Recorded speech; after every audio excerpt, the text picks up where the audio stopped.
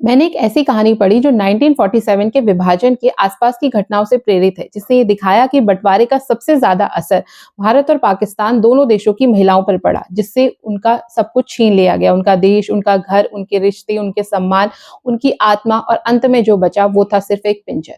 मैं बात कर रही हूँ अमृता प्रीतम द्वारा लिखी गई कहानी पिंजर की। ये कहानी एक ऐसी लड़की पूरो की है जिसे उसकी शादी से बस कुछ दिन पहले एक लड़का उठा ले जाता है, और जब वो किसी तरह जान बचाकर अपने घर वापस पहुंचती है तो वही माँ बाप जो उसे इस दुनिया में लाए थे उसे अपनाने से इनकार कर देते हैं। समाज के डर और अपनी झूठी इज्जत के नाम पर वे उस मासूम को उस गलती की सजा देते हैं जो उसने कभी नहीं की, और उसे मजबूरन अपने ही किडनैपर के पास वापस लौटना पड़ता है, जिसने उसका हंसता खेलता संसार उजाड़ दिया। दूसरी तरफ वो लड़का भी ये सब नहीं करना चाहता था, लेकिन परिवार के दबाव और पुरानी दुश्मनी का बदला लेने के लिए उसे पूरो को उठाना पड़ता है। पूरी कहानी इन दोनों के अंदर चल रहे संघर्ष और द्वंद्व को बहुत गहराई से के साथ दिखाती है।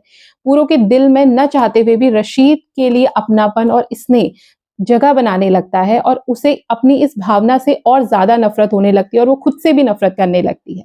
और दूसरी तरफ रशीद जो इस बोझ के नीचे दबता चला जाता है कि उसने एक हंसती खेलती लड़की की जिंदगी को एक जिंदा पिंजर बना दिया।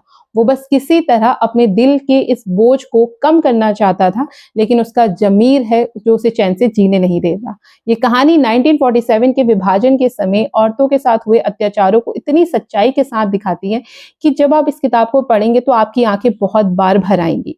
आप खामोश होकर बस यही सोचेंगे कि काश ये सिर्फ एक कहानी होती। तो अगर आपने भी ये पिंजर पढ़ी है तो आपको ये कैसी लगी मुझे कमेंट सेक्शन में जरूर बताइएगा। मिलते हैं फिर किसी नई कहानी के साथ, तब तक के लिए thanks for watching, keep learning.